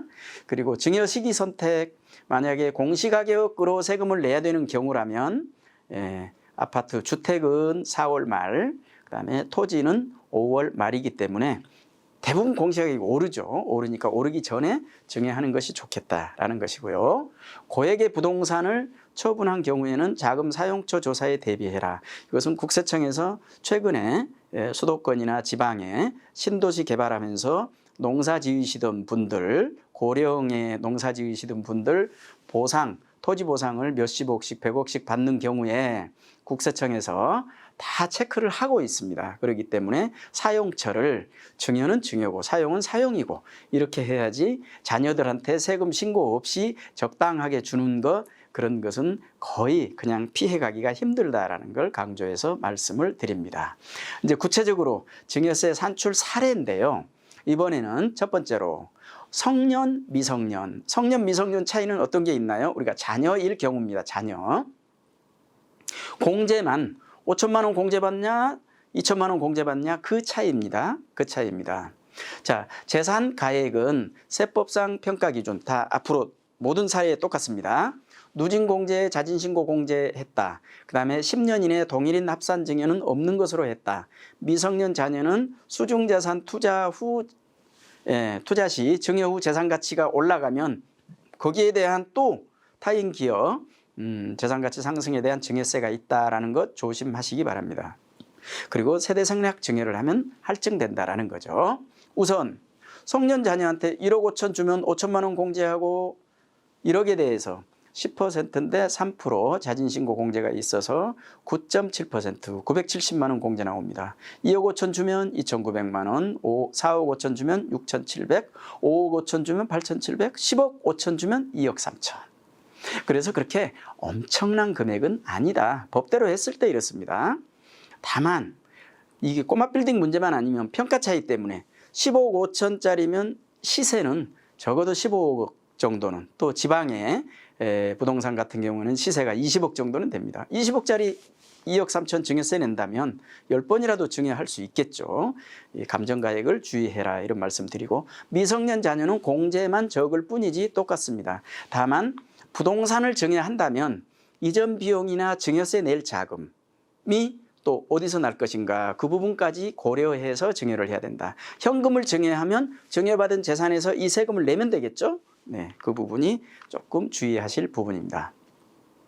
이번에는 10년 단위로 부모가 자녀한테 증여할 때 이런 얘기입니다. 낳자마자 1억 2천 주면 2천 공제하고 9.7%, 11살, 10년이죠. 11살, 21살, 31살. 21살은 갑자기 공제액이 성년이기 때문에 5천으로 늘어나는 거죠. 그래서 1억 2천, 1억 2천, 1억 5천, 1억 5천인데 각각 10년 단위로 주면은 증여세 몇 번 줬어요, 지금? 네. 31세까지 4번 5억 4천 증여했는데 세금 얼마 냈습니까? 3,880만 원. 원금이 얼마나요? 원금이 5억 남습니다. 이 세금 많습니까? 이건 법대로 했을 때 그런 거예요. 현금을 증여해도 이렇습니다. 현금을 증여해도 법대로 증여세 자진신고하면, 그래서 그렇게 엄청난 세금이 아니다. 엄청난 세금이 아니다. 그래서 여러분들 주변에 증여세 문제로 고민하시는 분들은 2천만 원 증여해서 증여세 신고하고 10년 있다 2천만 원 증여해서 증여세 신고하고, 그런 증여세 신고는 의미 없다. 적어도 이런 정도는 증여세 신고를 해서 31살 먹었을 때 내 돈 5억이면 요즘 화폐 가치로 따져도 웬만한 집 하나 살 수 있지 않습니까? 그래서 제대로 된 걸 해주자 이런 얘기예요. 1억 2천씩 1억 5천 주니까 세금 얼마 안 되네. 그럼 한 2억씩 줄까? 예, 그런 경우 또 제가 아랫부분 분할증여 2입니다. 2억 2천, 2억 5천씩 줄 때 어떻게 해요? 2억 2천 주면 2,900, 2억 2천 주면 2,900, 2억 5천 줘도 2,900. 얼마? 9억 4천 줬는데 세금 1억 1천 냈어요. 얼마가 남았어요? 8억 2천이 원금이 남아요. 8억 2천이. 내가 줄 돈이 없어서 문제지 이 정도 세금은 우리가 내고, 그래야 지금 코로나19 때문에 정부 지금 지출 예산이 막강해요. 세금 좀 내야 되지 않나요? 예, 세금 좀 냅시다. 이번에는 할아버지가 능력이 있어서 세대 생략 증여를 할 경우, 조금 전에는 부모가 증여할 경우고, 이거는 할아버지가 손자 손녀한테 증여할 경우에 1억, 2억, 3억 이렇게 줄 때 세금입니다. 그렇게 줄 때 세금입니다. 할아버지가 1억 2천 주니까 2천 공제하고 1,200만 원, 30% 할증됐죠? 네. 21살 때 1,200만 원. 얼마 줬어요? 5억 4천 주니까 세금 5천만 원 내고 얼마 남았습니까? 4억 9천 남은 거예요. 네. 2억 2천에서 2억 5천 주면 얼마예요? 9억 4천인데 7억 8천, 거의 8억이 남지 않습니까? 3억을 주면은요. 13억인데 세금 2억 5천 내니까 10억이 남아요. 원금으로. 그래서 할아버지가 손자 손녀한테 증여 할증을 해도 그렇게까지 엄청난 금액은 아니다. 코로나19 재원을 위해서 세금 냅시다. 이런 얘기죠. 네. 이번에는 여러 사람으로부터 우리가 증여받을 때 세금 문제입니다. 여러 사람으로부터. 할아버지한테 1억 5천 증여받았어요. 세금 얼마 나옵니까? 970만 원. 아버지 어머니한테 증여받았어요. 세금 얼마 나와요? 1억 받으면. 큰아버지한테 증여받았어요. 이모부한테 증여받았어요. 네, 각각 계산한다 이런 얘기입니다. 공제는 직계 존속은 다 더해서 5천만 원, 기타 친족은 다 더해서 1,000만 원 10년 동안. 네, 세금이 그렇게까지 성년일 경우를 가정한 겁니다. 네, 그렇게까지 엄청난 세금은 아니다. 이러니까 또 품앗이 증여가 있어요. 품앗이 증여. 그거는 각별히 주의하셔야 됩니다. 세법에는 부당행위 계산 부인이라는 규정도 있어서 품앗이 증여는 안 통한다. 실질적으로 큰아버지가 조카한테 증여하는 경우는 특별한 경우겠죠. 예, 조카한테. 왜? 큰아버지도 자기 자녀들이 있는데 조카들한테 1억을 증여해서 3억을 증여해서 특별한 사정이 없는데, 네, 그런 경우에는 오해를 받기가 좋겠죠. 그래서 특별히 큰아버지가 예를 들어서 뭐 조카가 뭐 특별히 우리 문중에 뭐 위상을 높였다든지 무슨 뭐 증여할 만한, 그리고 당신 큰아버지가 자녀들한테도 증여를 많이 했는데 조카한테도 뭐 한 1억 증여하겠다, 그런 건 있을 수 있겠죠. 그런데 본인 자녀들한테는 증여를 하나도 안 했는데 조카한테 1억을 증여한다, 이런 경우는 상식적으로 생각을 해봐도 그렇게까지 합리적으로 이렇게 의심을 하게 만드는 것은 아니다. 마지막에 품앗이 정해놓은 부당이익 계산 부인 대상이 될 수 있다라는 거 말씀드리고요. 이번에는 여러 사람한테 증여할 때 이런 얘기입니다. 자, 아래쪽 보시면 여러분들 사례 아래쪽에 아들 한 사람한테 5억 6천을 주면 세금이 얼마예요? 9천만 원 나오는데 아들한테 5억 6천을 준 게 아니고 아들, 며느리, 성년, 손자, 손녀한테 이렇게 나눠서 줄 때 세금이 어떻게 되겠냐 이런 얘기입니다. 똑같이 5억 6천을 주는데 9천만 원 세금이 4,300만 원으로 줄어드는 거죠. 상당히 절세가 많이 된 거죠. 거의 절반이 절세됐기 때문에. 네. 실질적으로 이 며느리나 손자, 손녀는 본인들 증여받은 재산은 본인들이 관리하면 되겠죠. 네, 얘기입니다. 네. 그 다음에 여러 사람한테 증여할 때 이제 조금 더 주는 경우, 아까는 5억 6천인데 10억을 한번 줘보자. 10억을 아들한테 주면 2억 1,800 정도 세금을 내는데 똑같이 4명한테 나눠서 주면 1억 4천 나온다. 얼마가 또 절반 정도 7,600이 절세가 됐어요. 그래서 여러 사람한테 나눠주는 것도 절세가 되겠다. 합리적인 절세 방법입니다. 이것은. 네. 자, 이번에는 이제 구체적으로 자녀들한테 자금 출처를 만들어줘야 되겠다. 이런 경우에 어떻게 할 것이냐.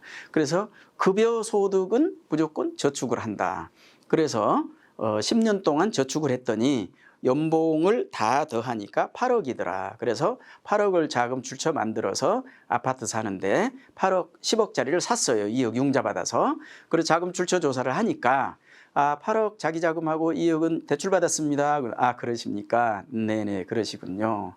그런데 자제분께서 8억 중에서 10년 동안 신용카드 사용한 금액이 6억이므로 6억 차감하고 2억만 자금 출처로 인정해드리겠습니다. 나머지 6억은 증여세를 내셔야 되겠네요.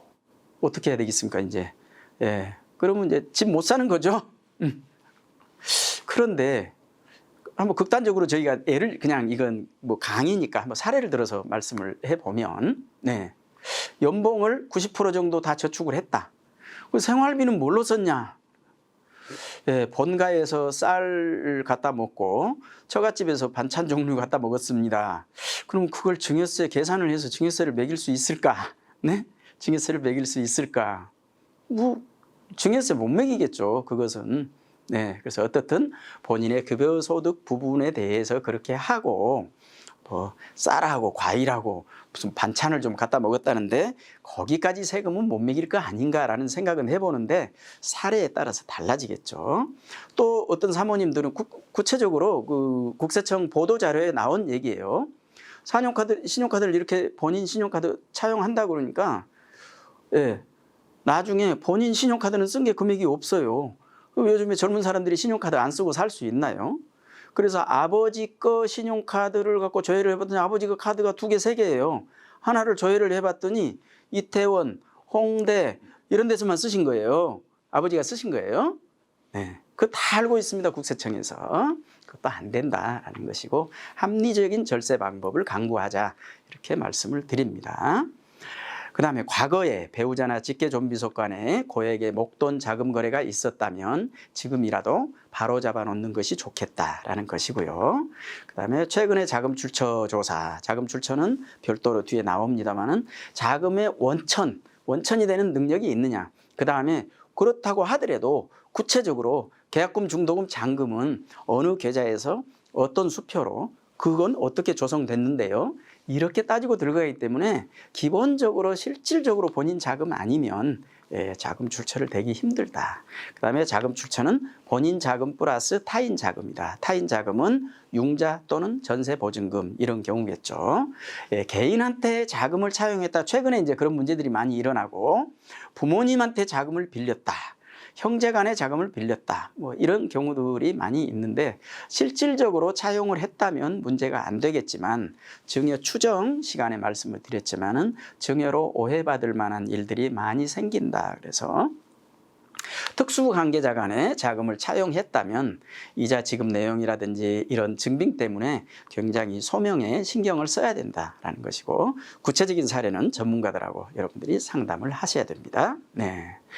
그다음에 최근에 상속세 조사 사례는 2년 이내에 자금 출금액이나 부동산 처분액 이런 거는 당연히 소명을 해야 되지만 2년이 지난 것도 계좌 조회를 다 해서 계좌에서 증여 사실이 나오면 당연히 그거는 증여세를 과세할 수 있는 것이고요. 상속세를 과세할 수도 있고, 그다음에 계좌에서 수표가 나오면 수표라든지 이런 것들도 추적할 수가 있겠죠.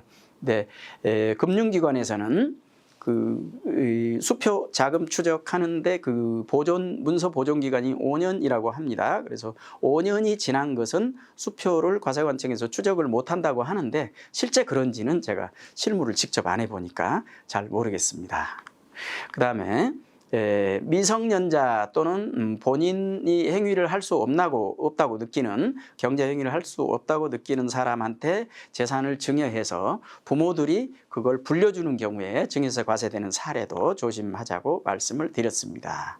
그다음에 보유 부동산의 양도, 부동산을 양도할 것이냐 아니면 이걸 팔아서 현금으로 증여할 것이냐 아니면 부동산을 증여할 것이냐 부담부 증여를 할 것이냐 이런 문제들은 각각의 사례에 따라서 비교 분석을 해야지 일률적으로 어떻게 이게 유리합니다 이게 유리합니다 이렇게는 말씀을 못 드린다는 거 충분히 제가 설명을 드렸고요. 자금 출처 문제인데요.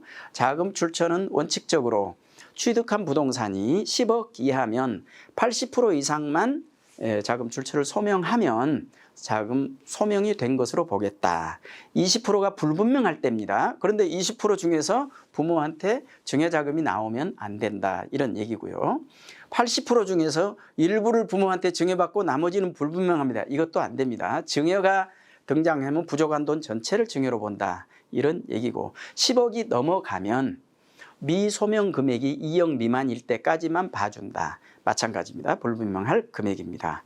자금 출처 조사 말씀드렸죠. 그 사람에 대한 원천적인 능력, 그 다음에 자금의 흐름을 다만 원칙적으로는 취득 시점별로 자산을 여러 번 취득했으면 취득 시점별로 자금 출처 조사를 해서 소명을 해야 된다. 이런 얘기입니다.